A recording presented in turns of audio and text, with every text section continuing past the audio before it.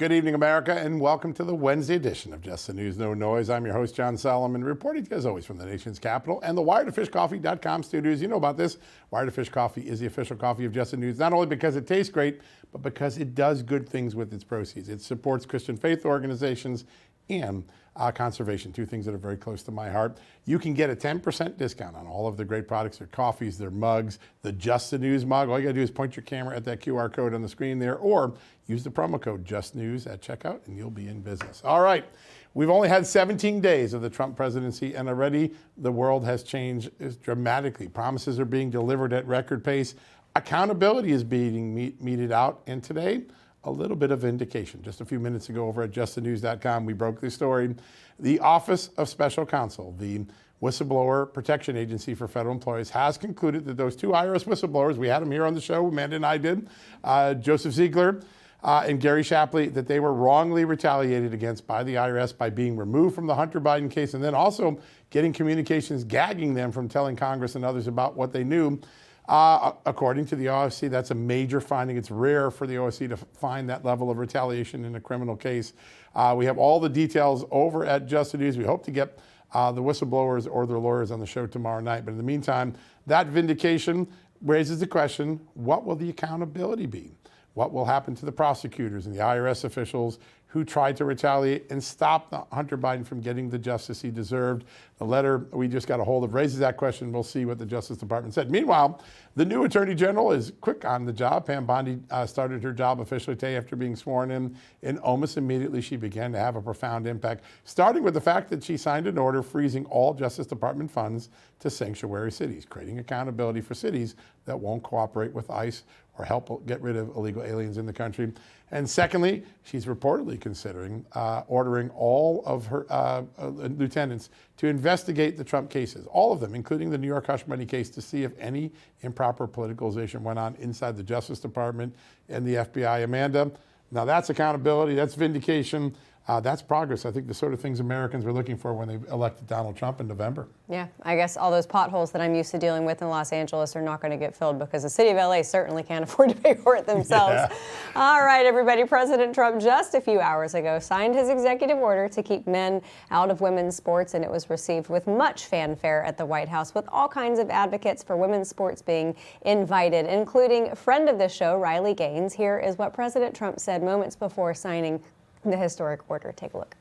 With this executive order, the war on women's sports is over.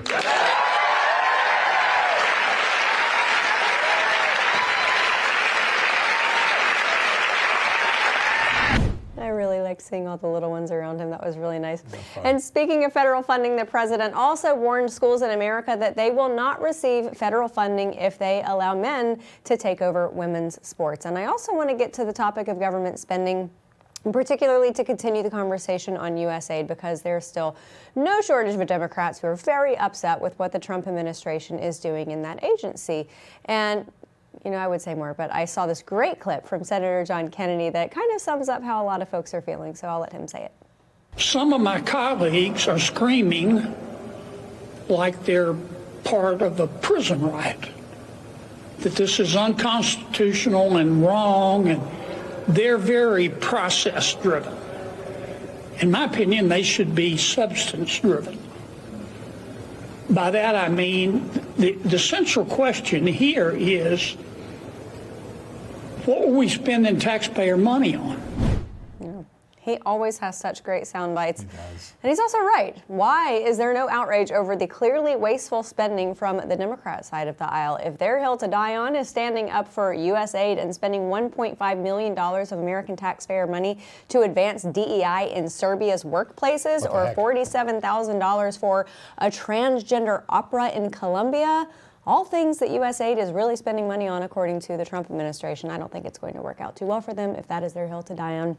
All right, John, I think it's time to get to our very first guest of the night, one of our favorite folks from South Carolina. We're going to have some fun on that topic on the USAID. Tomorrow we're going to show how $9 million made from USAID directly into an al-Qaeda affiliate. It's a remarkable story. It's a Justice Department case that hasn't got a lot of attention. And we're going to show, if you wonder why Democrats are whining so much about USAID, maybe it's because George Soros and his affiliates get a lot of money from there. We're going to have all that tomorrow morning. Stephen Richards will have the story in the site. We'll address it tomorrow night. All right.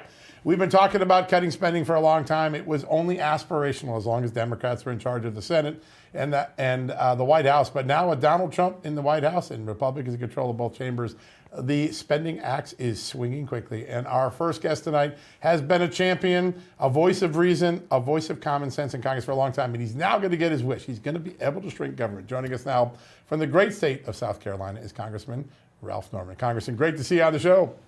Well, great to be with you, John and Amanda. I think of all the times we've had a chance to talk to you and all of the passion you've had for cutting government and getting that wasteful spending and that inflation, those interest rates down, you're now going to be able to do it. Bring us up to speed on all the progress that's going on behind the scenes in Congress.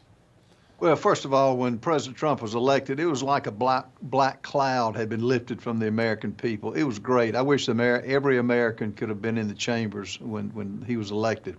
No, we're making progress. As each of you know, reconciliation is once in a lifetime almost. We've never had that since, I think, since 2017. We're coming together on some baseline spending cuts.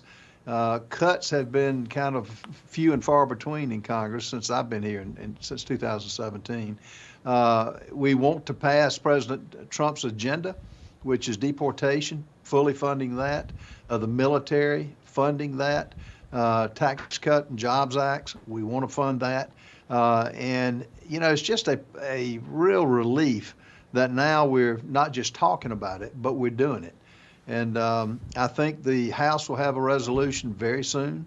The budget will, and I think the American people are going to be proud of it. Is it everything I would want? No, but it starts the ball rolling in the right direction.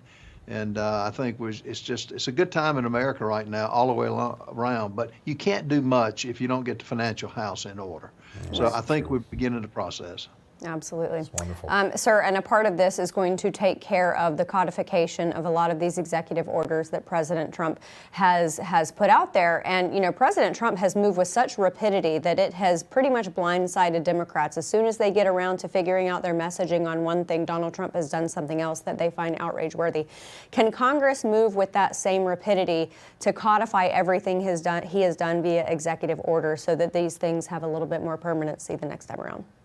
Absolutely, man. I don't see the Republicans, objecting to anything he's done. I mean, look what he's done for the country. Look what DOSH will do for the country. And what President Trump has done, it ought to be codified. The tax cuts ought to be 5 or 10 years. That ought to be codified into law. And I can't think of anything that anybody really would disagree with, and particularly with the latest thing on the U.S. aid and where the money went. Follow the money in this country, you'll follow where the emphasis is, and the American people aren't going to like what they see. Yeah, I think that's right. They are liking what they're seeing right now with President Trump, though. It is moving with a velocity I've just never seen in my 35 years here in Washington. Sir, I want to talk about something else that you champion. You have been a voice of passion in trying to stop the fentanyl scourge in this country, in your own home state. Big bust this week in South Carolina showing the great men and women in law enforcement scoring wins there. But there's an important piece of legislation coming up for a vote in the House later this week. Tell us about it. Yes, what it does is makes fentanyl a type 1 drug. It puts penalties on it from first offense, a minimum 5 years, up to 20 years. It puts stiff penalties on those caught selling it, and not only selling it, but those that are using it. And what Trump is doing at the border to stop the flow of fentanyl is going to be a big proponent of this. But this is a long time. It should have been a long time ago, but we couldn't stop the flow up until now. And making fentanyl a type 1 drug, it's easily made. There's a lot of money that the gangs are making on it, and putting these penalties there will make and the term that they serve when they're caught will make them think twice before they do it. I doubt we get many Democrats, but it's going to pass the House either tomorrow or most likely tomorrow. That's great. Well, and sir, just a few days ago, the Senate hosted a hearing on the dangers of fentanyl. So that makes me think that there will be a lot of folks on the Senate side of things who are amenable to this bill. What do you suspect what will happen with the passage over on the Senate side? I think it'll be an easy vote for most of the senators. And it's affected everybody, Amanda. In South Carolina and Chester, as early as today, that they found fentanyl that would kill, up to hundreds of thousands of people. And the risk is too high, not only for the people, the citizens, but it's for the law enforcement that find it and have to patrol this. It's a tough job for them. It's a dangerous job. So I think it'll sail through both chambers. And of course, the president will easily sign it. Yeah, 3 pounds of fentanyl in that bus, enough to wipe out an entire city. Just remarkable, and great work for the men and women of law enforcement in South Carolina.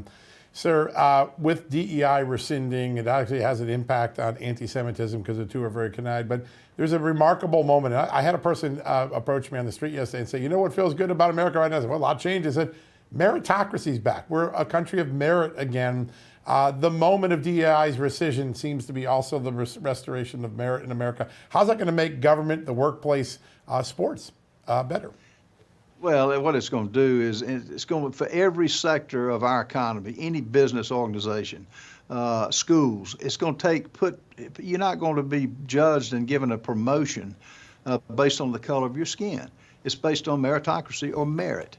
I was at a banking committee hearing today, and I mentioned that same thing because we were talking about the cost of putting people that don't really measure up to the job that they're placed in, and you're giving them automatic raises because of the ethnicity is not right. It's not right in med schools to promote those over more qualified candidates, and TSA agents, and also the air traffic controllers. Imagine having, and the president rightfully brought that out, that the DEI could have played a role in the crashes that unfortunately happened this week. So it's a great day for America. The president's got the strength to call that out for what it is, and every call we've been getting in our office is supporting that wholeheartedly. Sir, the president is a masterful showman. He always knows what things should look like to catch the eye of the American people. And today he signed the No Men and Women's Sports Executive Order. And this is an issue that Democrats have screamed from the rooftops about, saying that it discriminates against transgenders.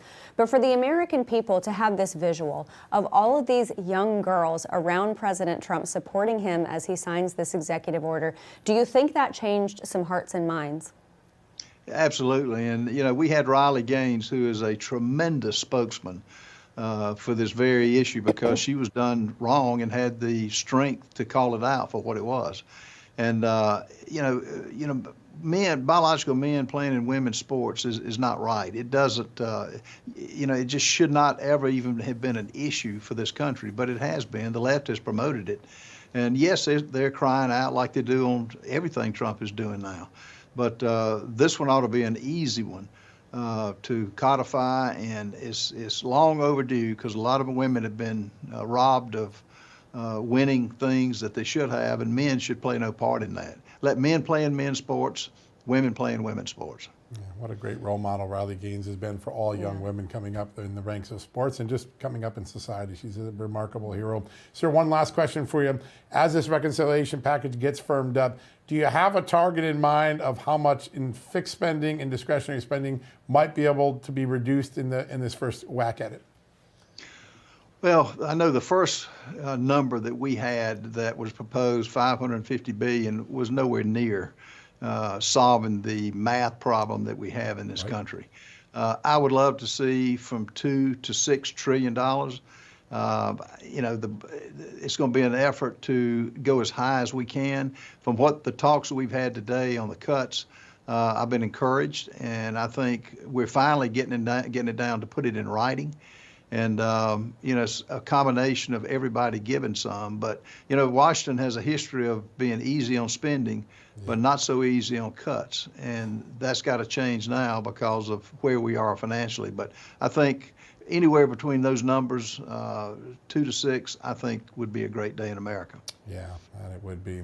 I just want to remind everybody watching, long before Doge was a fashionable thing to be proud of, you were on the front lines advocating for this common sense cutting that's now going on. You deserve a lot of credit for holding that line for a long time. So good to have you on the show today.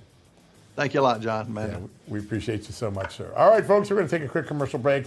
When we come back, we've got a lot more going on, including an extraordinary story about waste and abuse at USAID. It is mind-boggling. The more we learn about it, the more you get mad. We'll have some of that right after these messages.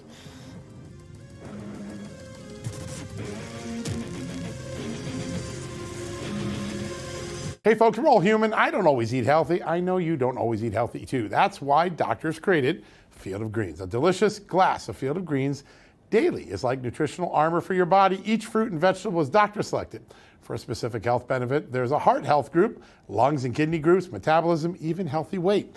I love the energy I get with Field of Greens, but most of all, I love the confidence that I have. Even if I have a cheat day, I can enjoy it guilt-free because of Field of Greens. It's the nutrition my body needs daily. And only Field of Greens makes you this better health promise. Your doctor will notice your improved health or you get your money back. Let me get you started with my special discount. I've got you 20% off your first order. Just use the promo code JUSTNEWS at fieldofgreens.com. That's the code JUSTNEWS at fieldofgreens.com.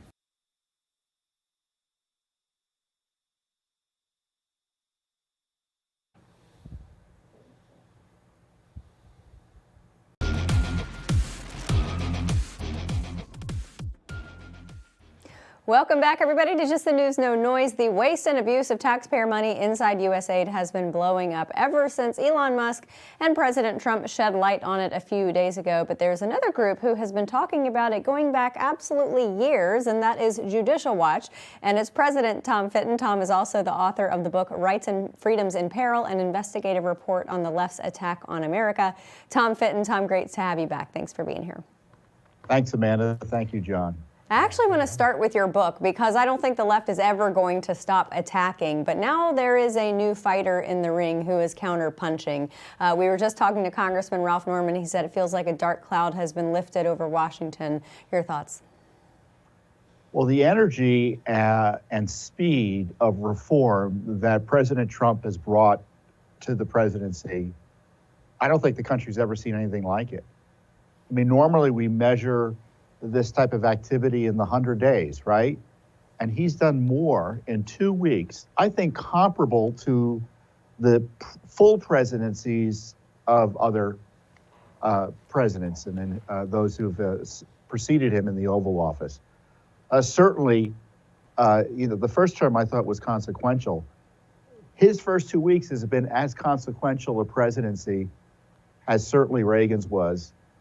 In terms of government reform and oversight. And the idea that we're now talking about curtailing in significant ways the size of the federal employment, government officials that work for the taxpayer, it's the first time in 40 years, going after USAID, which has been on the list of agencies that have been particularly pernicious in terms of undermining the American way abroad, misusing tax dollars to fund the left's advocacy abroad in a way to undermine our national security policies, our foreign policies, and whatever remains of conservative policies in the countries in which they're targeting. What a great start to an administration. And there's much more to be done. Congress, as Congressman Norman was noting, is way behind the 8 ball on these issues, but the president is making up for it.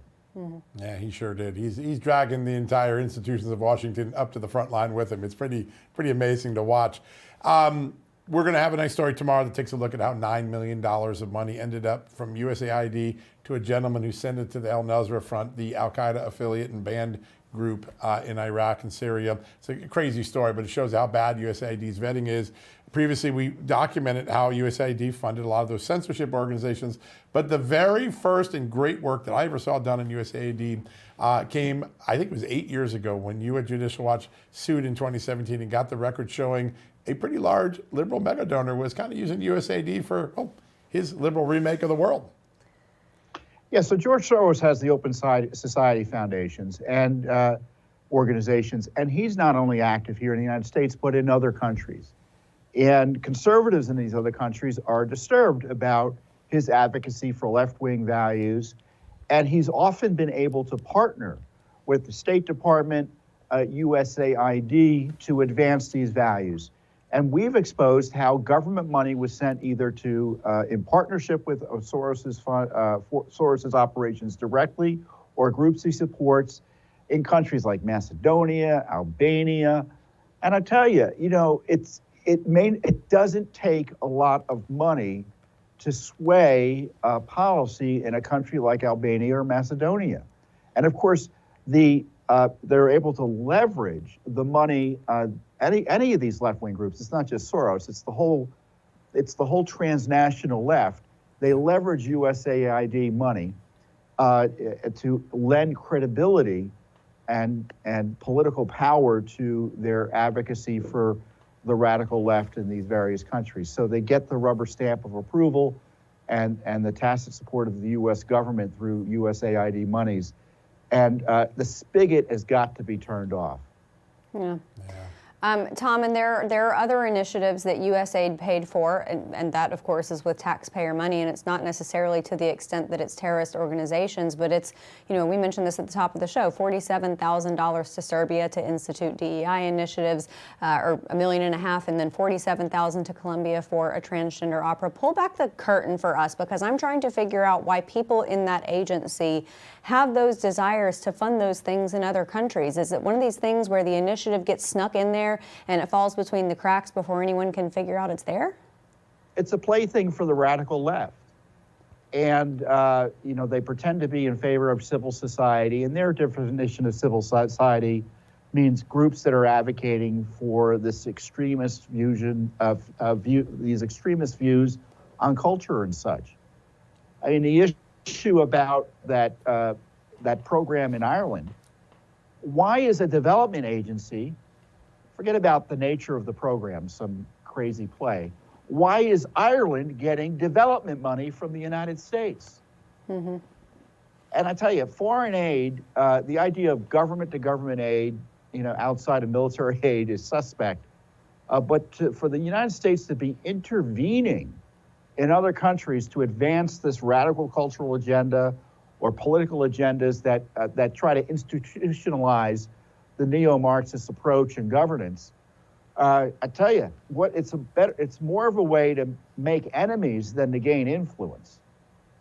Yeah, that's a really great point. Yeah. One thing we learned today from many federal agencies, not just USAID, was that there's quite a racket going on in the legacy media with federal agencies routing millions of dollars in subscriptions to places like Politico for Political Pro, the New York Times. We found a large amount of money there. The fact that that's getting highlighted, and I think Carolyn Levitt said at the podium, saying, we're not buying new subscriptions anymore. That's out the door. A reckoning and a dirty little secret that the media kind of kept from the American public this whole time. Well, when you see just 37 subscriptions to Politico Pro, yep, which evidently was, I don't know, $20,000 a year per subscription. Yeah. That's one agency. You think they're not doing it at Labor? You think they're not doing it at DOJ or any of these other agencies? $8 million to Politico we tracked across 14 agencies today. $8 million from just 14 agencies. Unbelievable. And Politico is down to the dumps in terms of their ability to function as a business. Yeah. This goes back to the issue I was talking about. The left depends on federal monies to fund a lot of its operations. They don't need the money, but they depend on it. Why else would they threaten violence in order to keep the money flowing? Mm-hmm. Unless there was a personal interest in it. And USAID is just one of them. Labor Department, big funder of the labor left. Energy and environmental department agencies, they are promoting, funding the environmental radicals. DOJ has been notorious for sending money to allied leftist groups. So there's a lot of cleanup in aisle 6 for Elon Musk to do for President Trump when it comes to funding the left. Yeah. He's got a big bucket and a mop, absolutely. I'm pretty sure. Before we let you go, speaking of funding the left, newly sworn in Pam Bondi, Attorney General Pam Bondi, is working very, very fast. She has directed the DOJ to withhold funding to sanctuary cities. I've lived in sanctuary cities. I happen to know that they don't give a hoot beans difference. They don't care at all about the illegal immigrants. So if they are not getting the money from the federal government, does the funding dry up and then the sanctuary city itself dries up? Oh, the big question is if legally is that going to hold up? The Trump administration tried to push back on that previously in the first term, and they were unsuccessful largely. If there are government officials who are obstructing law enforcement investigations, and obviously there has to be criminal investigations that will go on, and this is where Congress needs to step up and step in and make it clear that local officials who engage in these sanctuary city obstructions lose more than just Justice Department enforcement dollars. These are grants by the Justice Department for policing and such. There's a lot of other money that flows to the states that should have more strings attached as it relates to immigration enforcement.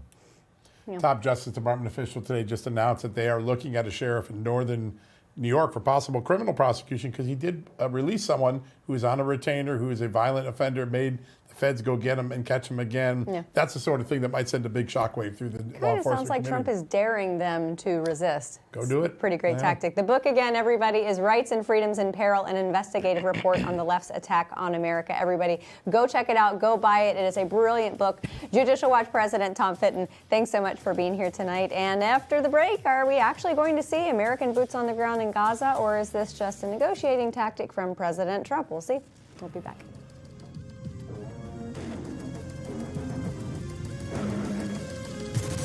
Hey, America, are you looking for a voice that really represents your values? AMAC, the Association of Mature American Citizens, was created to champion the needs of Americans who believe in faith, family, and freedom, like you and I do. With over 2 million members, their mission is simple but powerful: to protect the interests of all freedom-loving Americans, safeguarding Social Security and Medicare, and advocating for common sense policies. Members gain access to incredible member benefits, including the award-winning AMAC magazine, from exclusive discounts on travel insurance and everyday services to a strong voice in Washington. AMAC is here to make a difference in your life and our nation. Joining AMAC isn't just about benefits, regardless of your age. It's about belonging to a community that stands for timeless American values. In honor of President Trump's first 100 days in office, AMAC is offering an incredible deal. Enroll in a 5-year AMAC membership like I do for 47% off. Normally $60. Join today for only $32. Visit amac.us/justnews today to take advantage of this special offer. That's amac.us/justnews. Join AMAC and become part of a movement that stands for your family and your future.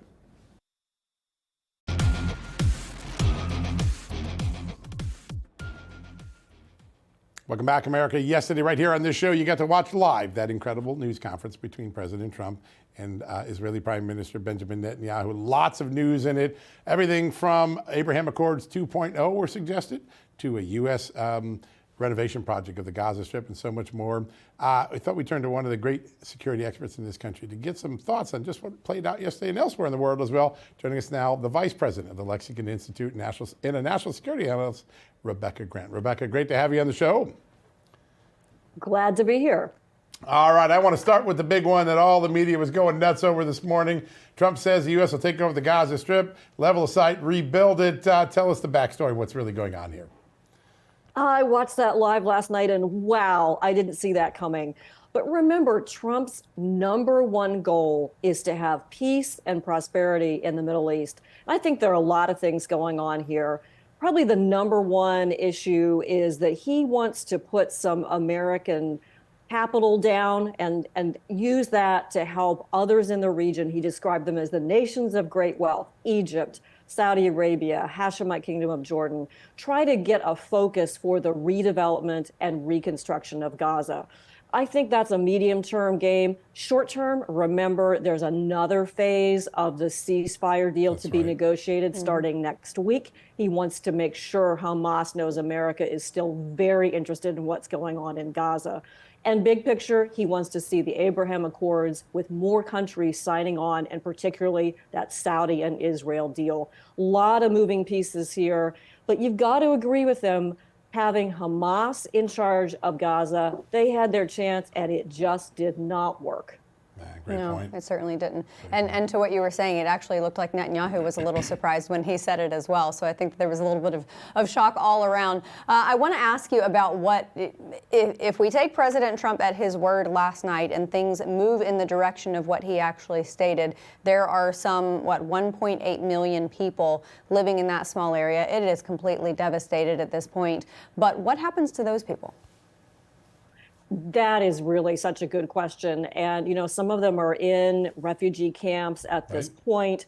We know that neither Egypt or Jordan has been willing to take additional refugees. I think what we're really looking at here is somebody's got to go in and police and secure the Gaza Strip. And that's been the big question all along. Would that be the Palestinian Authority? They want to do it. Would it be something else? Would it be Israel? And so, unfortunately, we can't have the UN come in and do it. They've been completely useless. Yeah. So to me, this is Trump saying, yes, America is willing to take a leadership role here.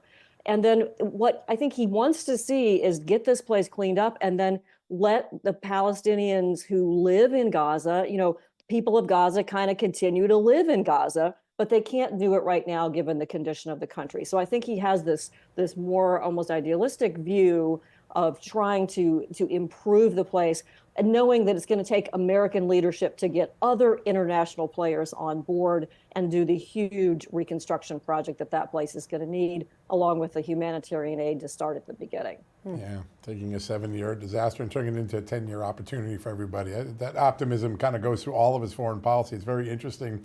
I want to ask you real quickly about Abraham Accords 2.0, Saudi Arabia, the most obvious, as you mentioned. The president mentioned Qatar several times in the news conference last night. Is Qatar one of those other countries that you could see a closer Israeli relationship with now that these Hamas ceasefire were really negotiated through Qatar?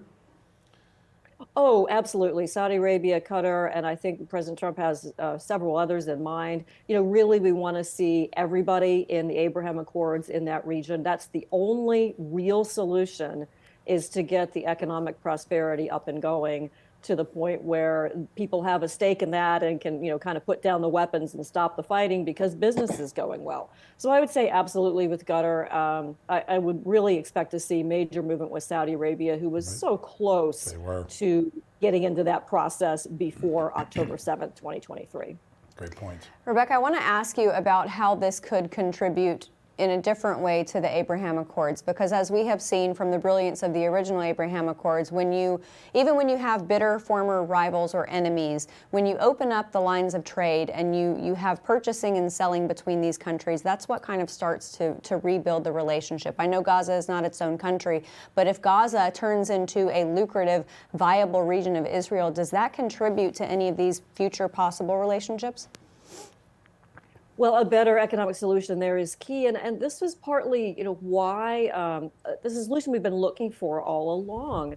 There was a great deal of trade and people going back and forth for jobs between Israel and Gaza at one point. We want to see that happen. And I think Trump is right to give some hope and say, yes, there are economic possibilities here. The whole region wants to do more in artificial intelligence, more in tech, as well as this typical type of trade. And this is just a great possible way forward. And he's really got to get the other countries involved for political as well as economic reasons. Yeah, great point. Even in Gaza, it is about the economy so often, and that's something that gets lost in all of our conversations here.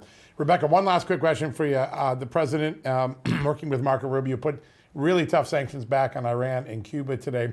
Are those regimes a possibility of falling under this president? Could there be enough pressure applied to finally topple regimes that have been an eyesore to their people and a scourge to the world? Oh, wouldn't that be nice? They really do seem to hang on. I'm hoping the maximum pressure on Iran will lead them to stop doing this nuclear enrichment. That's really backed up by our U.S. military and Central Command as well. With Cuba, who knows what that deal is going to take, but we know that maximum pressure sanctions on Iran have been effective. Of course, their big backdoor is their trade with China. And China has been keeping Iran in the fight, essentially. So Trump will have to take that on as well. Yeah, great point.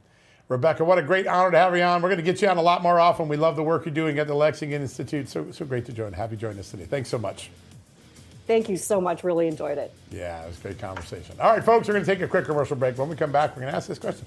RFK could be confirmed, RFK Jr. could be confirmed as early as tomorrow as HHS Secretary. What's he going to jumpstart? How is he going to get Make America Healthy Again right away? Where does that movement begin? We're going to try to answer some of those questions for you right after this commercial break.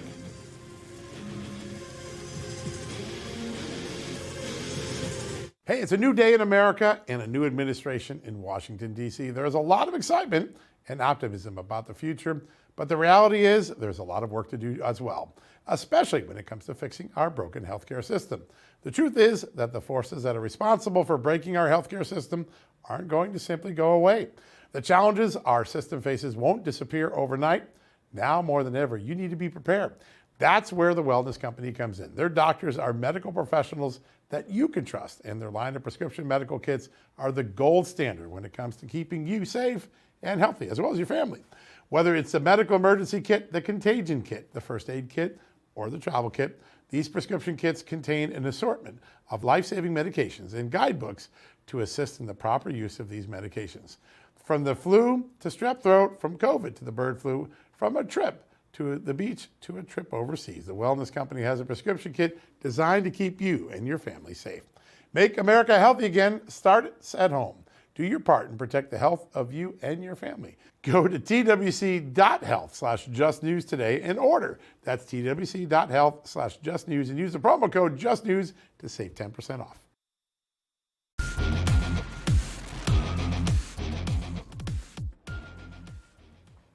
Welcome back, America. Everyone who watches this show know a couple years ago, I embarked on a mission called Make John Healthy Again. I had to get in shape. I had to get my fatty litter less fatty and a little less sluggish. And I got some incredible help from our good friends at Pure Health Research. Now, RFK Jr. is about to take on a much bigger mission, making America healthy again. We thought we would turn to Pure Health Research, who helped me so much, to get some insights on where that's going. Joining us right now, one of my favorites, Dr. Holly Lucille. Doctor, good to have you back on. Right back at you. Thanks for having me. Thank you, thank you, thank you. This is going to be an exciting week. I think RFK will be confirmed as early as tomorrow night, certainly Friday at the latest. He's going to hit a running start. He's been thinking about this for a long time. What does Make America Healthy look like 6 months from now? Where do we start the process?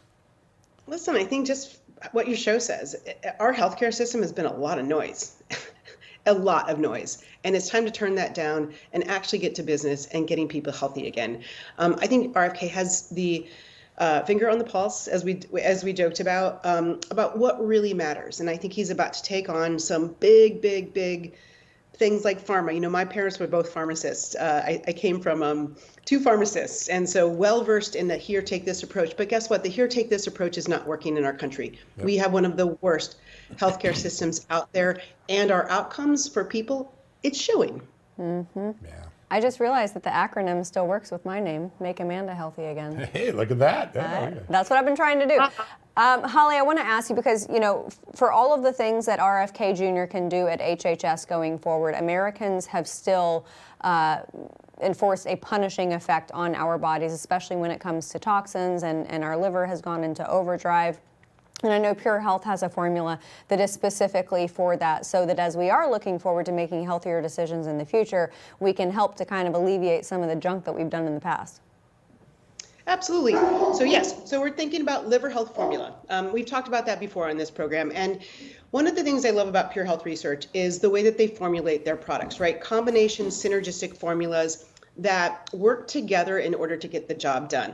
Our liver's 500 different functions a day, and it's just an organ that's so important, right? All of our organs are our heart, our thyroid, all of them. But I would say that the liver needs the most support because of what you said, Amanda. The toxins and the hidden toxins, right? The high fructose corn syrup, the way that the food industry has really seduced our children and our palates to just addict, more and more of the bad stuff. So with the actions that are going to be proactive with this administration, I think we've got some reactive actions to take to clean this up and fix it. And so I would say that's where liver health formula comes in for sure. Yeah, that's really great.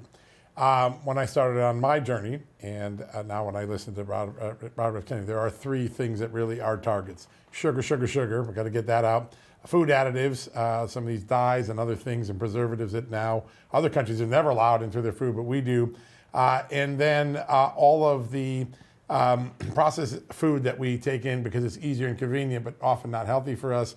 Whether you're just taking care of your own health or trying to deal with the country, those seem to be three big enemies that need to be tackled. Talk a little bit about the sort of remedies you have that can help us get started on that journey. Absolutely. So first of all, thinking about a company like Pure Health Research, so formulas, non-GMO, no artificial chemicals, no fillers, no preservatives, right? So if you go to their website, purehealthresearch.com, and you look at any of their products, right? There's about 40 plus. And you'll see the ingredients, and each ingredient has a clinical study, right? So we're still following the science, even though this is more of a natural-based approach. And there are many different formulas. We talked about the liver health formula, but also one of the things that helps flush out toxins is our lymph system. So one of the best ways that I love is getting a good effleurage lymphatic massage, but also they have lymph system support. That's really great. And then another thing, sugar, as you mentioned, and RFK as well, their amazing bestseller is the blood sugar formula. There is probably not a patient that walks through my door, or my computer when we're working remotely, that does not have slightly a metabolic issue, meaning high hemoglobin A1C. What does that mean? Your average blood sugar over 3 months, right? So the proof is in the pudding. You can take a fasting glucose, and you might be fasting, but you might have worked out, or what you ate the night before or drank the night before, it could show there. The hemoglobin A1C, when it starts creeping up 5.6, 5.7, 5.8, and I see it all the time, we have to get our blood sugar down. So another bestseller for them is their blood sugar formula. I want to sneak in one more question because that reminded me of something. I have been experiencing something, and the more I talk about it to people, the more I hear that they are experiencing the same thing. And it is that it's like an extreme sugar crash. I eat sugar, and then within 10 minutes, it is like I can sleep right away. Just a hard and fast crash. I know that sugar crashes happen, but is it normal to have that kind of crash? What does it mean? It means that we are living in a modern day where there's confounded chronic stressors. So now we're pulling in the whole idea of our adrenal system, right? So sure, if you're healthy, you're young, you grab that Halloween candy, you can go and run around and you're not going to crash at all. Us as older people, our adrenal glands, right? So what goes up must come down. And the more we have stress on our nervous system, on our sympathetic nervous system, so that cortisol release, that is where we get less blood sugar stabilization. And so that's where we start to see it a little bit more. And that's why one of the most important things when you're dealing with adrenal insufficiency or just kind of like being overworked, and look, if we had a more natural relationship with stress, we would have to move to get out of it, right? So a car is coming, or a polar bear is coming, or the locusts are coming, they're going to eat our crops. We would have to move. So that burns off our cortisol, it burns off our catecholamines that have been initiated because of the stress. But these days, you're sitting on a plane going back to DC and you're sitting in front of a computer getting an email, or we're watching the confirmation hearings. We're just sitting here being stressed and we're not moving enough. And so one of the biggest things to care for adrenal insufficiency is to eat smaller meals more frequently throughout the day and have protein with each meal so it stabilizes the blood sugar. So it's kind of like chicken and egg, but the blood sugar issue that you're talking about, Amanda, and the adrenal insufficiency, they kind of go hand in hand. Pretty amazing. And the great thing is it's all solvable. That's really what's great. And over the last year, Doctor, you have done so much to put us on the course of understanding how we get ourselves healthy. And we're going to be forever grateful for that. Thanks for joining us again tonight. Really great to have you. All right, but don't forget, they've got 50% off for the next 48 hours if you go to purehealthresearch.com. I know. I was going there right now because 48 hours sale. I love 48-hour sales. You'll save 50% on your order with the coupon code JUSTNEWS.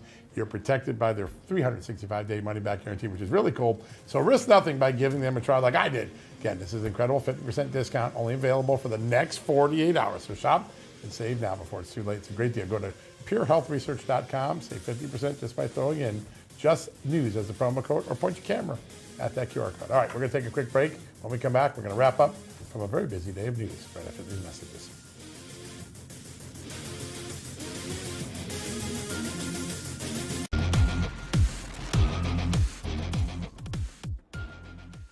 Welcome back to the final segment of the show. You know, John, I want to reflect over the last, 2 years when we were all trying to follow the details of these investigations into President Trump and trying to keep them all straight in our head between D.C. and Florida and Georgia and New York and all of the subsidiaries thereof.